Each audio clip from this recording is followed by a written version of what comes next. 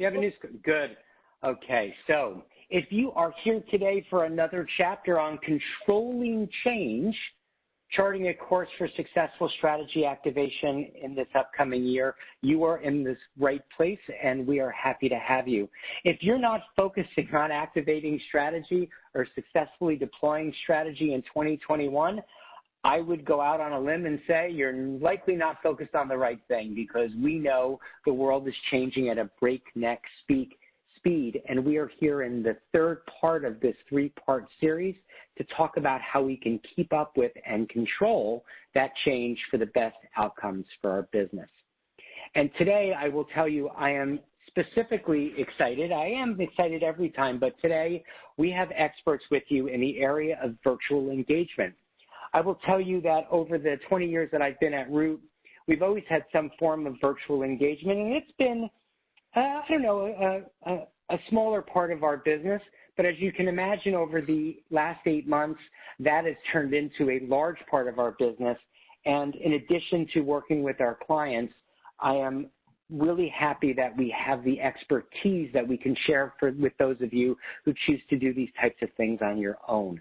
So if you thought virtual engagement was second best, our experts are here today to disabuse you of that notion. Virtual engagement is not only second best, it is cool AF, and you're going to learn all about it today.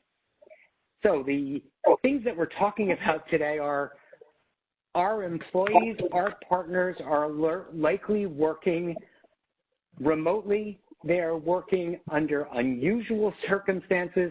They have coworkers who are 6 and 8 and 80 years old all around them. Phones are ringing, doorbells are going off. And I'm just going to ask you, Elisa, to mute our friends because we're getting some background noise.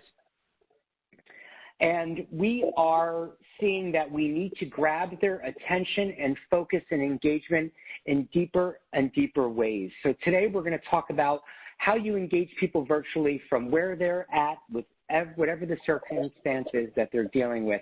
And we have a few experts here today that I'm excited to introduce you to. My very good friend and colleague, Meredith Bellman, is here today. Meredith and I work closely together, and I'm excited to bring you her expertise. Meredith, just give us a little bit of your background and what we can expect to hear from you today. Awesome. Thanks, Gary. So my name is Meredith Bellman, as you can see on the screen. I'm a partner at Root. I've been at Root for about 11 years. My background is in customer experience. So two of my friends you met last week, Heather and Mercedes, if you were on the CX webinar last week, who I work a lot with.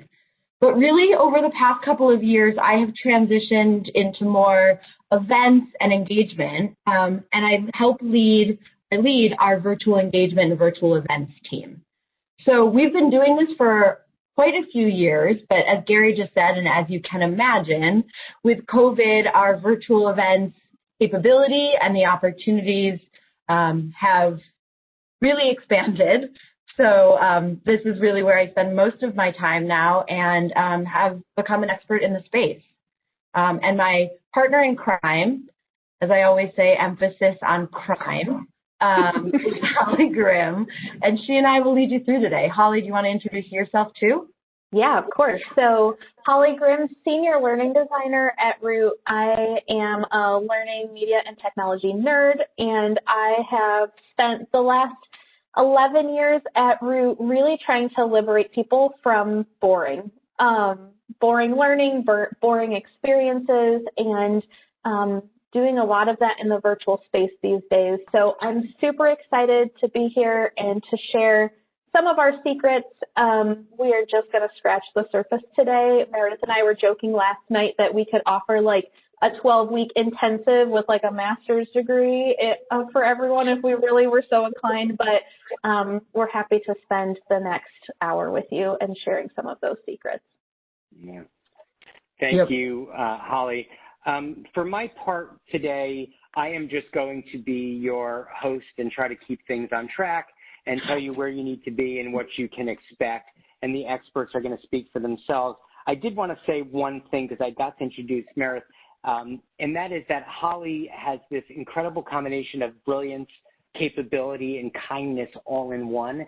And I'm so happy to have her here with you today because those are superpowers in combination that is rarely seen. So you are in for a treat. And with that, I am going to become a participant and hang out in the back for a bit, and I'll be back to wrap us up.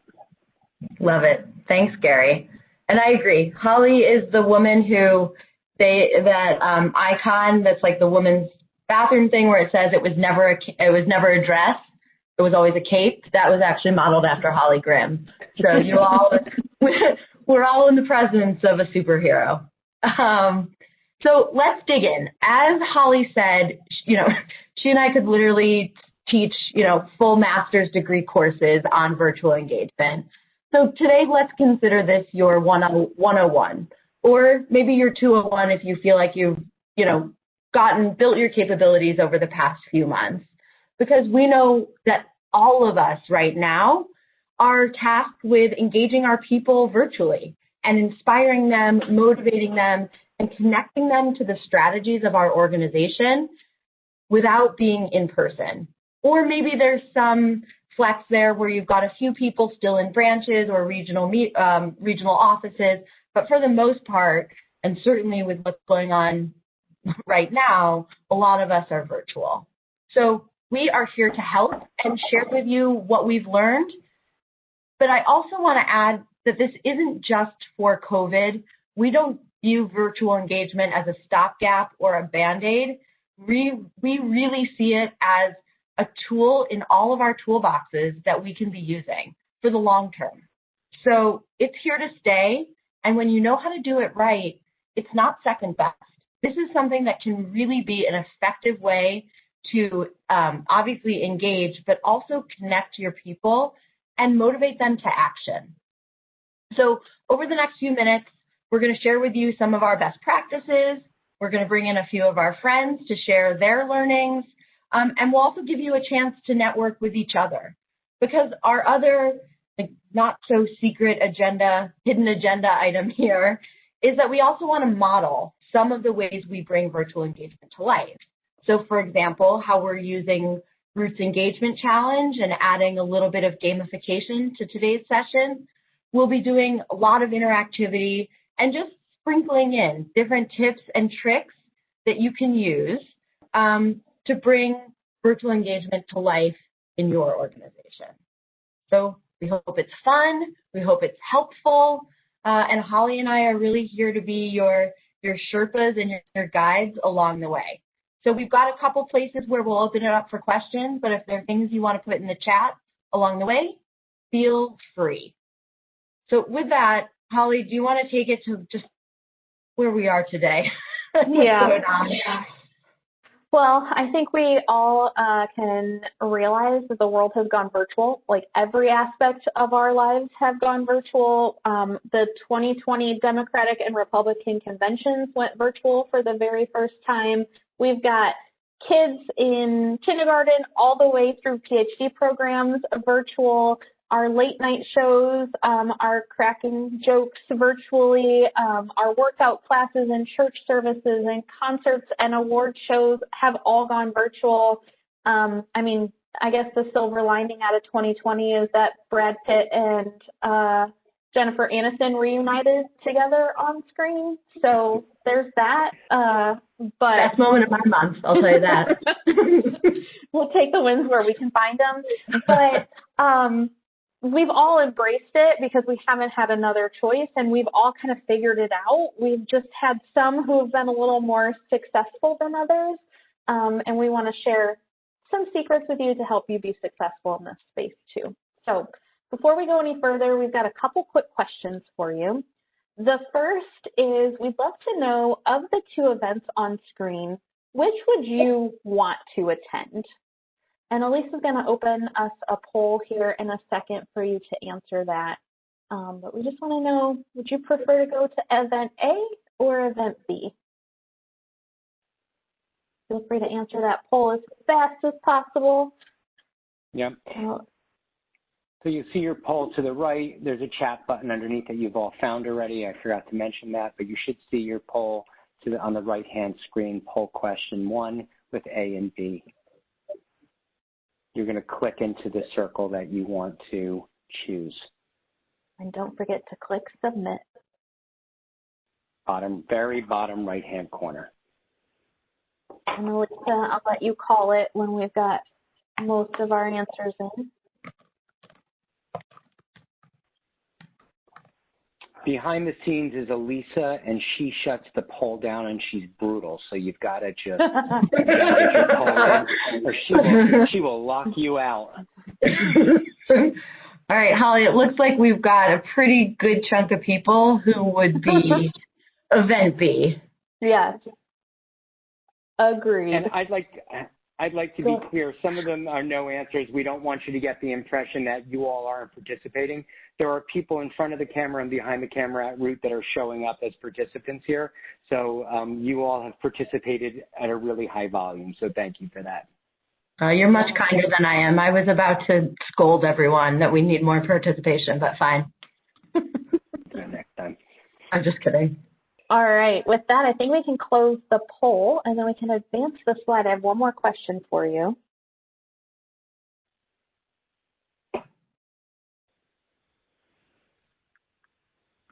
Yep. All right.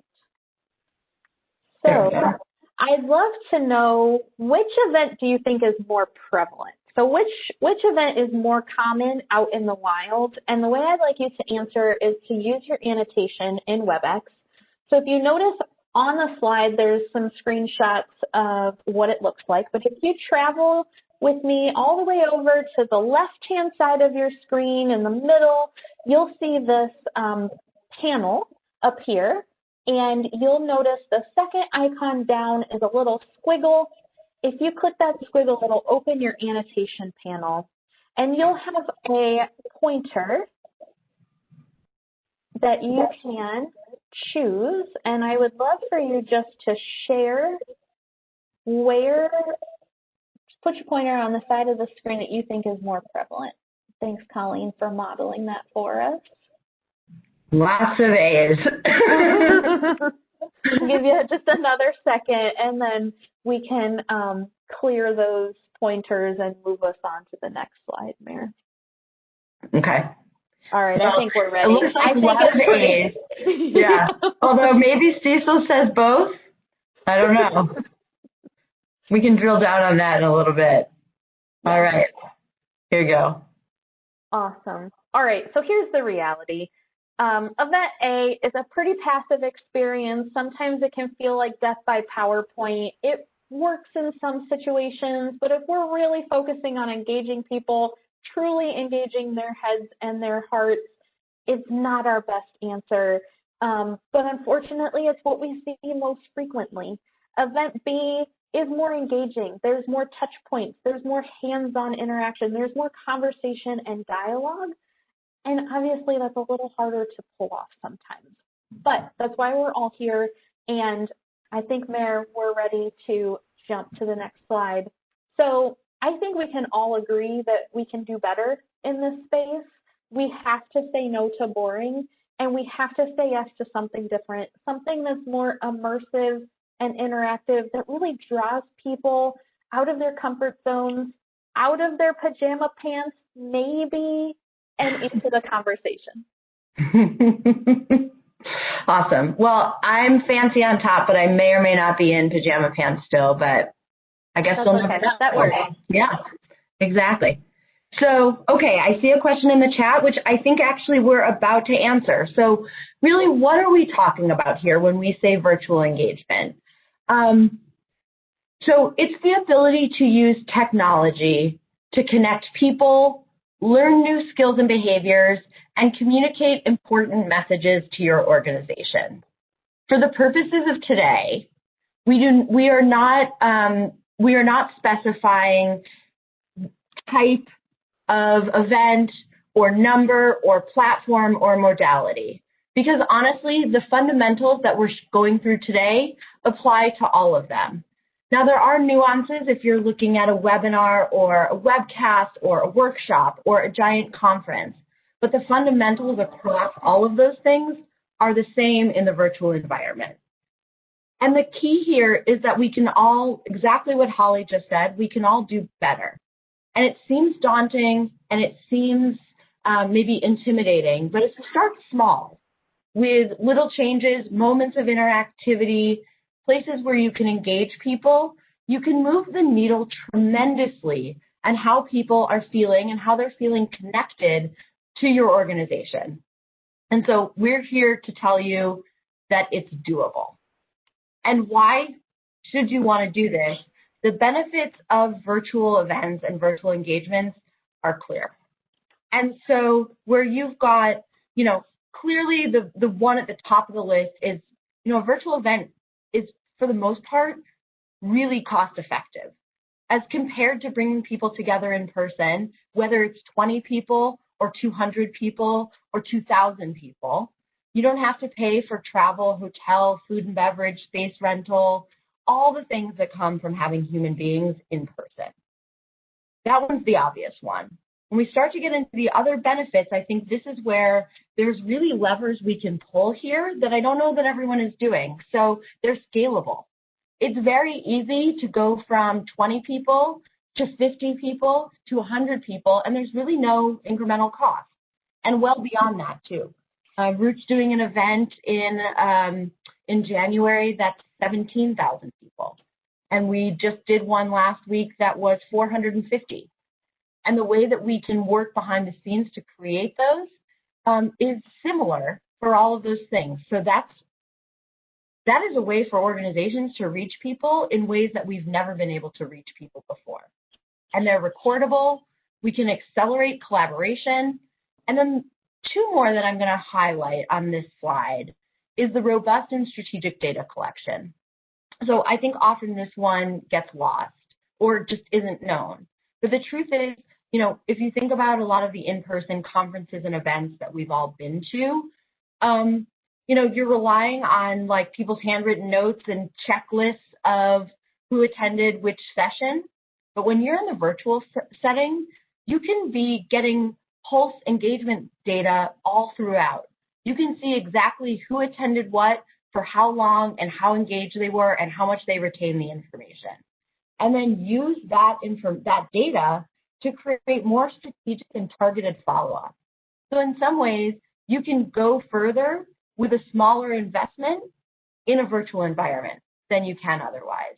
And I like to call that one out because I think not everyone knows about that, but it's really important to acknowledge. So as you think about, you can get some points on this, add a little bit of interactivity. So as you think about these benefits, what do you think would have the biggest impact on your organization? So you can type in your phone, demo@rootcompete.com, or as I said before, just hold up your camera to the slide, and if you've logged in already, it'll take you right to the challenge. And then let's see what you say. I'm going to share my screen. Let's see.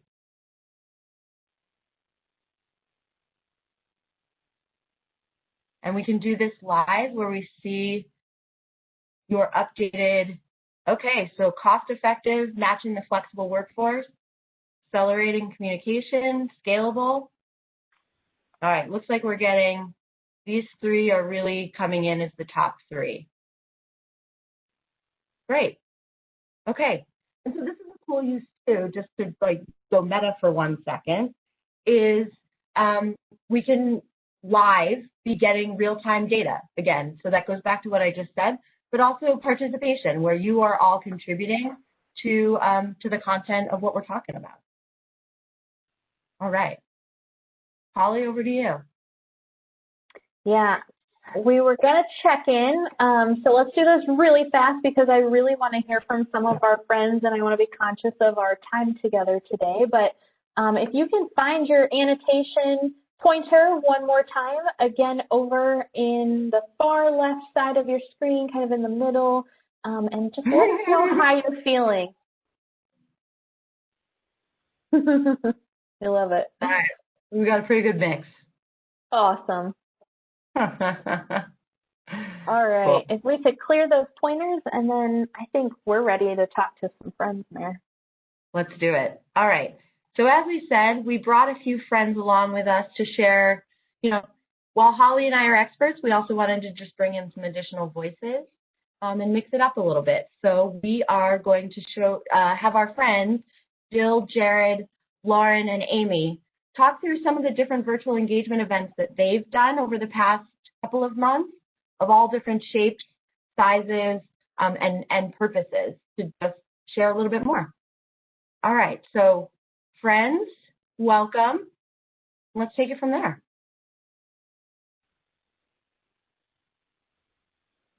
Well, hello, friends. I'm excited to see all of you. Thank you so much for spending a few minutes with Holly and I. So really what we wanted to do was share some stories of real life, successful virtual engagement.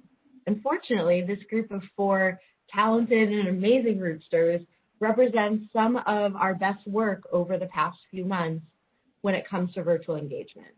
So we're hoping we can just have a conversation over the next few minutes about some of the work that you've been doing with clients, what's worked, maybe some learnings you've had, and some best practices that you can share with the group who will be with us in our virtual session. Sound good? Sounds great. Awesome. Okay, cool. So maybe first let's just do, Holly, do you have a question you wanted to ask Jared? Yeah.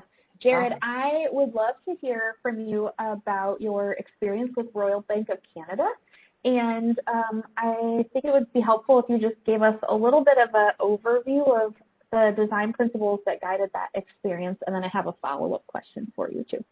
Sure. Okay. So with Royal Bank of Canada, this year we were tasked with reaching 24,000 employees all across their entire country in a story that really started in 2016. And so they've been on this strategic journey, and we had actually completed a workshop that we were going to do in person. And when the pandemic hit, we had to completely change. So our first design principle was, how do we take something completely in person and recreate it in the virtual setting? We also had a 3-hour workshop planned, so that's a lot of content. And so thinking about how do we manage all of that content without making it feel like it's a lot of content in a virtual setting, so that was another principle we had. Part of that goes with how engaging can we make this in the virtual space, but also really key was going to be how easy can we make this for the people at Royal Bank of Canada to facilitate themselves, knowing the scale that we had to roll this out. Perfect segue, because I know that you spent a lot of time helping RBC prepare their team to facilitate and produce all of these sessions. And I know there were so many rollout logistics that needed managed. So I'd love to hear just a little bit more about that process and some of the things that you had to take into consideration to make sure that it rolled out successfully. Sure. So really, we had to think about training on 3 different levels. The first was, how is the technology going to be used? And knowing that in general, Royal Bank of Canada, they're pretty technology forward. It was still a lot of work, and it takes a real team to pull off a virtual experience like this. So we had to train in several roles that all had to work in concert during the entire 3-hour engagement. So that was the first level we had to think of. The second level was the actual facilitation, and I'll say their folks in general are really good at this, but it's 3 hours of interaction where you're constantly changing gears, right? You're moving from maybe 200 folks working as a full group to 10 small breakout groups of 20 people.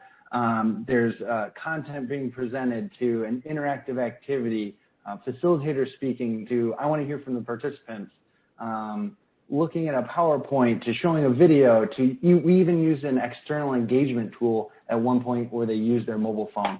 So having to facilitate and orchestrate all that was a big ask of these folks. So we had to train and practice how they would be able to do that. And then third, we had to educate the participants. How do they show up in the virtual space? What are they going to be doing? What are the expectations for how they're going to interact? So there were 3 different levels of how to do that. And really in terms of the logistics, because of it's the entire country of Canada, you had to think about how do we train them so that they can go out and train other people, right? So it was really a true train the trainer situation where they had to scale over a short amount of time, maybe a couple of weeks, to launch this in a couple of weeks as well. Awesome. Thank you. Wow. That's quite an undertaking, but it does remind me, Lauren, of some of the work I think that you did with Procter & Gamble for their Winnovation event. Can you tell us a little bit about what that event was like, who the audience was, and some of the design principles that you had to work around? Yeah, absolutely. So with Procter & Gamble, we were working on their event called Winnovation, which is focused on their top R&D leaders within the company. And it was a really interesting process because when we first began our journey with P&G R&D, we actually thought it was going to be the top 150 leaders. But when they took their event virtual, they realized that scale was something that they could capitalize on in the virtual environment. So we actually increased the size of our audience to the top 400 leaders. So for this 20-year event, the first time it goes virtual, we were actually able to extend the invitation to this event to hundreds more leaders, which ended up being a really powerful design principle for the experience that really created rich and robust conversations amongst those top leaders. We were also completely global. So we were in North America, we were in Latin America, we were in Europe, we were in Asia. So we were all over the world and had to determine what experience flow looks best for our users over a 3-day event when it's completely global. So that was another thing that we were thinking about in P&G. And then finally, the last design principle that we were really thinking about is every single section and moment of the agenda was really focused on tying back to equipping leaders to thrive in uncertain times. And that was really a big part of everything that we did.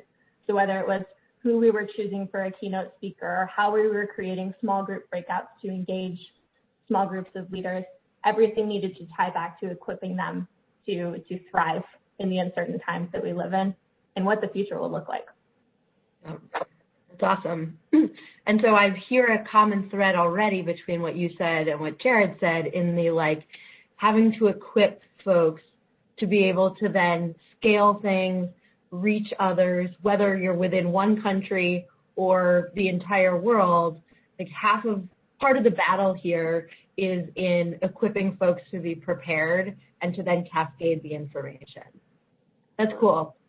And one thing I know, is you use storytelling, I think, as part of P&G also, which, Holly and I have shared as one of the key tools to virtual engagement. Can you share a little bit about how you use storytelling as part of the Winnovation event? Yeah, absolutely. So when we thought about storytelling for P&G, we wanted to think about it at a whole bunch of different altitudes. So there's the arc or the narrative of the entire event. So seeing around corners to thrive in any environment, but there's also the experience of each day of the event. So we thought of the first day as being about anticipating or seeing change coming. And the second day was about creating or, embracing the change and taking action. And then the third day was about thriving, which is taking the team and the organization with you. So that was the overall narrative that we were able to create in the P&G event. And then the other thing that we got really creative with over the course of Winnovation was thinking about how to tell different sizes of stories in different times of the agenda. So one of my favorite things of the event is a thing that we called Quick Bites, which instead of giving leaders 60 minutes to do a PowerPoint presentation in a virtual environment when we know that people's attention span is about 11 minutes, we just pre-recorded a number of different speakers and leaders who were deep subject matter experts in a topic and put that together into a piece that we shared at the event. And it was one of the pieces of Winnovation that got the highest reviews and remarks. It was actually one of the pieces of content that leaders asked for the most often at the end of the event. So just thinking about how we told stories and shared stories differently throughout the course of the agenda and the experience ended up paying off really big as we thought about the event. That's fantastic. Yeah, nice. Holly, does that ring any bells for you in some of the other examples we have or our experts? Yeah, I'd love to go to Amy next. I know her and I worked on a project together for United Rentals and thinking about how we equip our service leaders and branch managers to really kind of connect and build relationships in different ways and work together in new ways, especially in these uncertain times. So, Amy, I'll turn it over to you if you want to give us a little bit of a download on some of the back history behind that project and some of the design principles that were driving that experience. Of course. So it was a really exciting opportunity. The workshop that we built out for service and branch managers was the first of its kind. United Rentals really wanted to create an opportunity to bring service managers into the fold, to invest in them and their leadership. And it was something that they had never done before. And they were planning to do it on a really large scale, which meant having people travel in from their regional areas to all be together in a big space for about 8 hours. And we developed the entire experience. And then COVID happened. And so we had to make a quick pivot. Everybody knows we all did this. Yep. And there was they were really nervous about this. It took a lot of convincing because they were skeptical that it would have the same impact. They were skeptical that their service and branch manager teams would be able to impactfully use technology. They were skeptical that we would be able to create an environment where we could allow for collaboration and also the opportunity for these different duos to be able to work collectively with one another. So we were challenged in those three areas to really prove efficacy. And at the end of the day, like Jared said, I mean, we had a lot of content and we had to figure out a way to bring that to life. So we were really focused on how do we create something using multiple modes of technology that would be easy and that would allow for people to really feel that they were savvy with the technology and to feel good about the things that they were learning. We also wanted to create an environment where we were really intentional in creating large group space for collaboration, but also in carving out that separate space for branch and service managers to be with one another and to do some of their own brainstorming on some of the challenges that they were going to tackle in their own area. And then in addition to that, there was a third component of allowing for some of this self-study and reflection. So we used different modes of video, and we created a workbook that allowed for people to have that opportunity as well. So it was still a full day event, but we were really able to break it up through the different modes and the ways that we brought people in and out so that it didn't feel like a really heavy lift for anybody at any one time. Yeah, I think one of my favorite things about this project is that it was still held as 1 8-hour day, but it was broken up in such a way that it didn't feel like a massive undertaking. So there were moments in the morning where we were all together. There were multiple branches coming together virtually. We were guiding them through some dialogue and some conversation and some activities. And then we would break and they would take a true break and then they would work together in their pairs using a virtual workbook where they'd watch some films, complete some simulated games, have dialogue just between the two of them, really focused like locally at their own branch. And then they'd come back together, and we kind of repeated that process. And it was really cool to see because I think we ended up getting more engagement that way. Jill, I remember you saying, I think, that like the using platform, having folks be technology experts was one of the barriers in your work with Kelly Services, that like they did not want to have a giant lift for their people and their leaders. What can you tell us? Am I right about that? And can you tell us a little bit about the work you did when you had to shift to virtual with them? Yeah, so it's interesting. I think it wasn't that they didn't want to. It was more that it was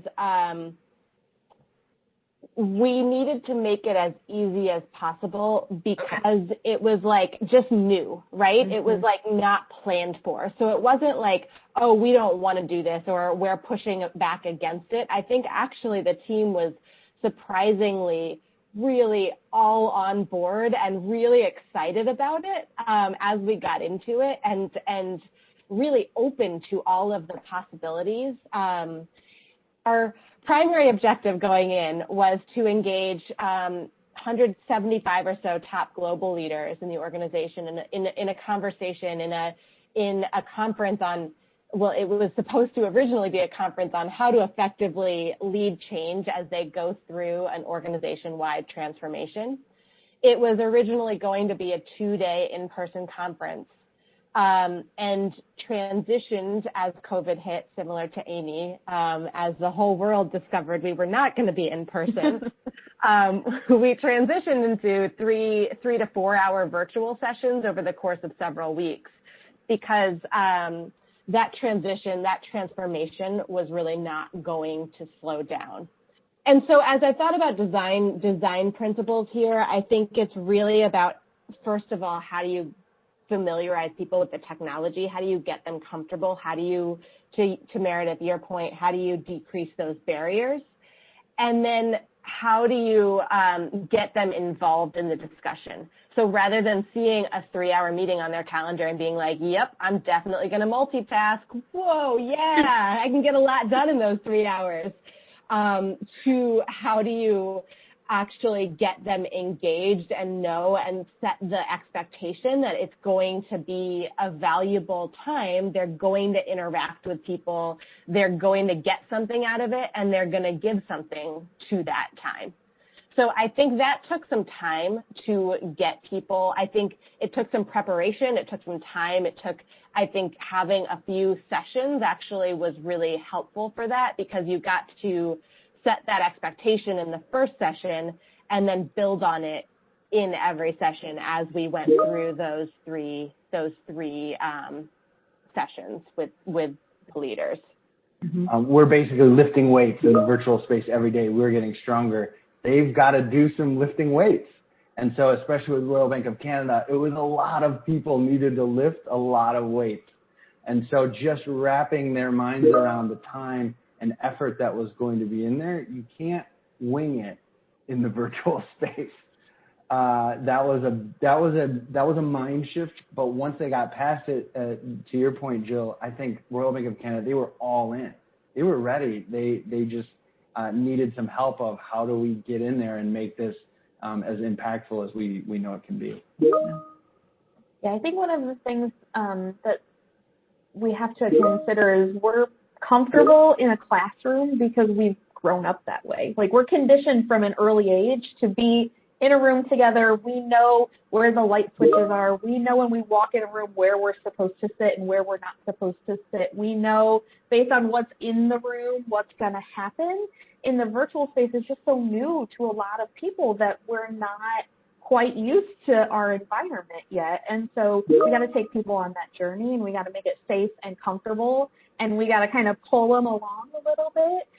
But I think once you get used to that space, there's just so many different ways that you can interact and engage that you really can hit everyone, right? So if there's someone who's a little more quiet or maybe not as vocal, they may use that chat like nobody's business, and they may not stop talking the whole time because they have that safe space where they aren't feeling like they're put on the stage or they're worried about saying something in the wrong tone or whatever. So I think there's just so many really cool opportunities that we have to exploit in the virtual space. We just have to be willing to go there.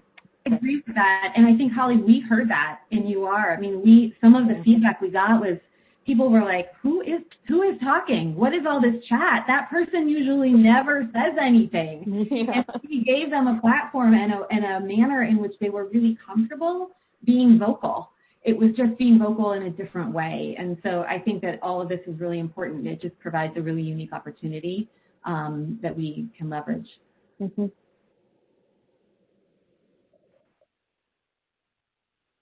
All right.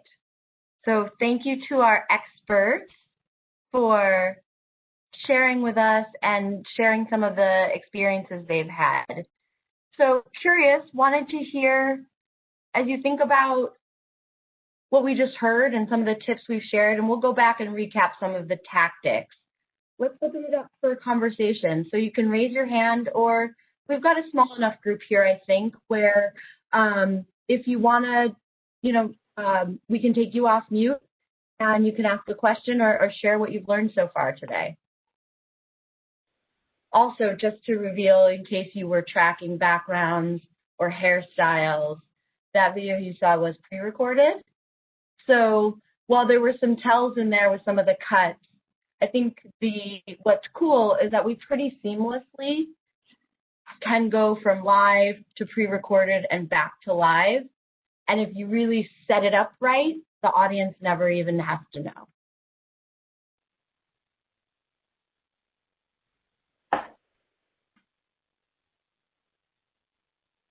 Yeah. All right, I don't see any hands or questions. Gary or Holly, do you? Good. Let's remind people there is chat in the bottom right. Let us know what you're thinking, and we'll address as we go. But for this question here, what did you learn? Is there a salient point or a key aha that you say, wow, I hadn't thought of it that way, that you'll take away with you today? Loved the quick bites. Me too. The quick bites are a super effective tool to, as Lauren said in her part, where we were able to take what traditionally would have been probably like an hour keynote and boiled it down to about 10 or 11 minutes. So the beauty of them is you can put them anywhere in your agenda. So if you need a break or you need to change up the energy or you need to like reset where someone is, you can use a quick bite there. It's a really, really flexible and useful way to tell an efficient story. Meredith, we have several people also who are just really seem to be enthralled by the fact that you can pre-record the panel. And so there's lots of benefits to that. And we have a question from Colleen about what was the P&G renovation theme. Maybe you can share that. Sure. And again, more on the likability of going from pre-recorded to live and back again. So just maybe the Winnovation piece. Yeah. So the Winnovation themes were anticipate, create, and thrive. And it was really around seeing around corners to thrive in uncertainty. So we brought in an author of a book, Rita McGrath, whose book is Seeing Around Corners. And we were really, the whole content of the 3 days was around anticipating and seeing around corners to thrive as a leader. And then as far as pre-recording, it's, go ahead, Gary, sorry. Well, maybe just to attach your comments, Dwayne called out, this is a great way to get people who maybe don't love public speaking or aren't comfortable in it to get their voice out there in smaller bites. So maybe you can just address that idea of the panel and how you were able to incorporate all those people and bring their expertise and passion to life in an approachable way. Totally. Holly, you want to speak to that one? Yeah, so honestly, you can do that. We just recorded it, the 6 of us together, but you could very easily do that a one-on-one and cut it together so that it's even less intimidating for folks. I think the fact that it was a video, it takes the pressure off of trying to perfect what you're going to say live. There were a couple moments when we were recording where we like stumbled over our words, or at one point Jill's cat joins the party. So like being able to record it gives you that ability to just be human and kind of work your way through it. And it doesn't always have to be perfect. I think just being human in the virtual space is what people are hungry for. They miss being with people. So the fact that you're not like super polished and our bangs are in our eyes or the light's coming in kind of funky, it's not the end of the world. It's okay.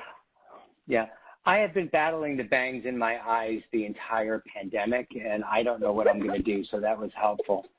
Well, tell me about it, Jerry. Tell me about it. Yeah. So I am looking at I'm looking at our next sort of 10 minutes, and want to make sure that we get to some broader Q&A. So we're anxious to hear a few more tidbits from you all, and then hear a broader set of questions from our team before we leave today, from our participants. Yep. Okay. So I can take that then, and I'm gonna share the top tips, and then I'm gonna go off script for 1 second and show y'all something. But so if we recap then, what? Oh, sorry. Yeah. If we recap then what we heard from the panel, and really and you'll get this after as well, but there's 6 key things that we feel like anyone can do and will really make a difference in the engagement you get from your folks virtually. So I'll go through the top 3, and then Holly will go through the second 3. The first one, make sure everyone's ready to engage virtually. So whether it's sending out a communication that says turn your cameras on, or having everyone get some snacks, make sure they're all locked and loaded, and just landing expectations of how you want people to participate.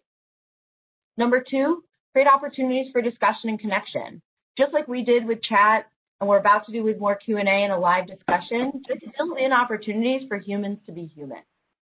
And dovetailing on that is leverage storytelling. So the sites that Lauren talked about, we all want to hear stories. That's how we connect to each other. And so anywhere where you can not just tell stories, but show stories, whether it's with visuals or with video or podcasts or whatever it is, use stories as a way to bring your content to life. Yeah, number 4 is mix up your modalities. So the best virtual engagements incorporate what makes face-to-face so much fun and why we love it so much, where we have group discussion and we have peer-to-peer learning and we collaborate and we can apply all of these different concepts to reality, and we can leverage a lot of different virtual tools to do all of those things. And Wendy, I saw your comment in the chat that you've been limiting how many people attend virtual meetings because not everyone can interact. I think this is a great lever to support that, in that people interact in the virtual space differently, and that's okay. You may have some people who interact more vocally. You may have some who interact more in the chat. You've got polling, you've got breakout rooms, you've got annotation. All of those are different ways that people can show up and interact and engage in the virtual space. And by using all of those modalities, it just helps kind of keep your attention and helps keep things moving, which is our next one. So our brains are just wired to process chunks. And so by keeping things moving, by mixing up the way that we interact with one another, by using slides to help kind of guide the conversation and guide our eyes, it just helps people retain things better. And please don't lose sight of the value of breaks. I think we all have been on those really painful like Zoom or WebEx meetings where we're just sitting for far too long and we just need a moment to stand up, to stretch, to find a snack, refill our coffee or our water. So make sure you think about breaks. And then and Holly, can I jump in on that just for a second? Yeah. And that is a 2-hour meeting in person is not the same as a 2-hour meeting on Zoom or Skype. It is almost like you have to double the impact when you're sitting behind the computer. So more breaks more frequently is going to be the rule of thumb there. Would you agree with that, Holly and Meredith? Definitely. Very much. Yeah, and I think all of these tips, you can't just take what you were planning on doing in person and just like apply it in virtual. Like there is a little bit of conversion and a little bit of a different way of thinking. You can't just take like a PowerPoint deck that you were planning on using in person and just like open it in WebEx and expect to go. There is a little bit of thoughtfulness to make sure that you're engaging folks fully in the virtual space. And I know Carol just asked a question in the chat. Do you find that people who might have been reluctant to speak up in large in-person meetings are more willing to share in virtual chat? The answer is 100% yes. Chat is We love the open chat at Root. We say you may be muted via your phone or your computer, but you are not silenced at any point. You have access to that chat always. You can talk over one another. You can add. There's usually side conversations happening, and it's always usually always really good stuff. And yeah, it makes people brave and feel like they can contribute to the conversation. Yeah, and these platforms were built, we all speak this language now. Chat and text is how we all communicate. So people who aren't, always as talkative or who like to speak up still communicate with the written word or in chat or email or emojis. So I don't know if you all noticed, but WebEx just released a new functionality, but watch my video. So we've got emojis now in WebEx because this is how we're all used to communicating. So using these to our advantage, just makes it feel more seamless, makes us feel more connected. Yeah, I want to hit the last point really fast, and that's just a check-in early and often. So we have our video feeds, but you can't quite pick up on the same cues like you can in person. So just hold some space to do that check-in. How's everyone feeling? Ask for feedback. Pulse checks are just a great way to gauge engagement, pace, and make sure that folks are following along. Yeah. Yep. Awesome. All right, team, I want to move us to some more Q&A and a little bit of what you get when you leave or what's coming up after this. So for those of you who are here for your second or third time, you'll be used to this now. You're going to get an email from me, Gary Magenta, tomorrow. It'll be gmagenta@rootinc.com, and it will have a recording of today's session. You'll also get tips and tools that were shared with you here on the best practices and our recommendations for you on how to develop and deploy a virtual event. You're also going to be getting an invitation to come back in a few weeks and join a roundtable discussion with some of your peers from this call about, well, what are you working on for virtual events? What has worked, where there's still opportunities for improvement, or maybe you haven't even entered into that space at all, but want to dig deeper in to that topic. So we are almost guaranteed to have less people. The mics will be on and we'll be in a roundtable discussion. So look out for that invitation as well. And we have some chat happening right now. We want to open this up formally to Q&A. We're showing 3 minutes left here, and as usual, we have the after party with the Root team, where we're happy to stay on as long as you have questions for us. So let's go ahead and use the chat feature. And while you're typing in your questions, I just want to say on behalf of the on-screen experts that we have today and the behind-the-scenes supporting Root experts and marketing team, thank you so much for your participation today. And we are happy that you are here with us to learn more about what I think is probably one of the most important topics of our time, and that is how do we engage people remotely and be as effective, if not more effective than ever in that. So thank you for being here, and let's see what we have to say. So questions, go ahead and chat. And I see a message from Meredith that says you're happy to stay past 3 Eastern. Good. Me too. Yeah, we were going to call it office hours, but you called it the after party, which is way cooler. Way more fun. Which is way cooler. Yeah. I have champagne punch right over here on the side. You just can't see it. Meredith and Holly, my experience on this has been that people stick around because they want to hear the questions from others, and a few are popping up. So let's go ahead and see. We have most of the people have stayed with us. So let's see what Colleen and Brett have to say.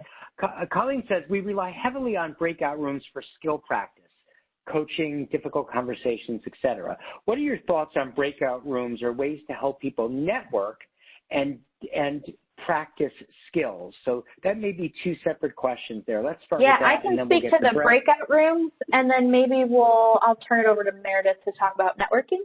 Perfect. Okay, so I also really, really, really love breakout rooms. I think they are underutilized, and they're such a cool feature to have small group conversations. I think the big key there is just to structure the time and give them some guidance on what you want them to do. WebEx and Zoom both have really cool features where you can share files in the session. So you can kind of create a little worksheet or a little PowerPoint for them to work through in their small groups that guide them through whatever content or discussion or practice you want them to do. And then I really love to bring everyone back from those breakouts and just debrief so that you can hear what the other rooms experienced and kind of share best practices or ask any questions that might have stumped people. Absolutely, breakout rooms can be a fantastic tool at your disposal for those things. Yeah. And as far as networking, I think we think of it in two different ways. One is the intentional networking, and the other is unintentional networking. The unintentional networking is in the moment of just interaction, whether it's in a breakout room or in a main session, where you're just giving people the opportunity to have the collisions that typically happen in person. So when it's having chat, or almost always we'll open any session we do with like a fun icebreaker or warm up. And in the virtual setting, we really do it in a way where it gets people participating on the screen, but also revealing something about themselves so that we're creating connections. And then we can also do like purely social time. We have a couple different platforms and tools we use that can honestly truly replicate what it's like to be in a room together, where you can be moving around with your avatar, networking, seeing people on camera, having one-on-one conversations or small group conversations, and then we'll set aside time to do that. So there's lots of different ways to give people the opportunity to network. When we did a Root all company offsite a month ago, and one of the things we did was we had anyone in the company who wanted to host a breakout. We had like an hour time, and anyone who wanted to just could host like a theme room. And so we had one that was like 80s trivia. We had another that was like show your talent. We had another one that was like pet parents unite. And so it was just a way to create some connections, but be really democratic about it, and anyone could host. I want to talk about that one for a second, Meredith. I participated in that, and here's what was interesting. I was one of the hosts, yes, and I did cooking demo, right? And so for those of you who don't know, 30 years ago, I started my career in hospitality. So I did a cooking demo from my home kitchen using my computer. And what was interesting to me is that people came in and out at different segments. So they didn't stay the whole time. Some did. But it was post-event. Meredith, Holly, everybody here, what's amazing to me is, I don't know, 3 weeks later, 4 weeks later, I can't remember how long ago it was, there is this sub-circle of people that I normally don't interact with that is still exchanging recipes and sending pictures of what they cooked, using their Instant Pot, who just got a self-proofing oven. So it's men and women of all ages in our team that I don't usually interact with that are now all in this text circle. So where do you have the breakouts is great, and how do you produce them is great. But my big aha is that there's a lingering effect, a positive lingering effect in building community that happens from those breakouts when you do them informally. So if you think about a conference, you go and maybe you're, sort of on the peanut and soda line, and you bump into somebody you usually don't work with, and you strike up a conversation, and that continues. You exchange contact information. That can happen in a virtual setting with people in your own business. And I will just tell you, that is my favorite part of the event we did, is that I have a new network of people sharing with me if they do a 3-braid or a 5-braid challah bread. It's just awesome. That's awesome, Gary. Yeah. Cool. Yeah. So Any we have other many questions? thank yous. Yeah. We have many thank yous here. And I think we've had lots of time for people to type in more. What we've heard consistently is we want to hear what other people are going to ask. And I think we've had a couple of really good questions here at the end. The good news is that when we come back together in a few weeks, we will hear some more. Oops, I just lost that. John had a question, and it just went away because of polling. Let me see if I can get it back. Somebody else still see? Oh, here we go. John, one last question here before we go. Our post-conference data reveals that, unfailingly, the networking is always the most valuable, part of it, and it's trending from the formal to the informal, like you guys are talking about. So not a question from John as much as an affirmation. And so, John, let me just do one comment on that before we thank you all again and talk about our next time together. In our prep for today's meeting, what we talked about is we have a lot of transitions. WebEx was having a technology issue as we were trying to sign on for a half hour before the meeting started. And what we talked about is the comments we've gotten from all of you on the side is that you like the informality and you like the banter between the Rootsters. And what we said is the worst case scenario is the technology doesn't work and we just have banter. And we think that's true. People learn better in an informal environment. They learn best from one another, and make sure you're giving plenty of space for that to happen. And so, John, thanks for prompting that. And with that, I want to thank our experts, Meredith and Holly, behind the scenes, Elisa, Eric, Blake, and others who make this event happen. For those of you who have been with us for all 3 events in the 3-part series, extra points, and thank you for that. And we hope to see you in 1 or more of the 3 follow-up meetings that support each of the topics that we've talked about over the last couple of weeks. So thank you to you all. It's our pleasure to be with you, and happy Thanksgiving to everybody, no matter what format that takes. I hope that it's healthy and happy.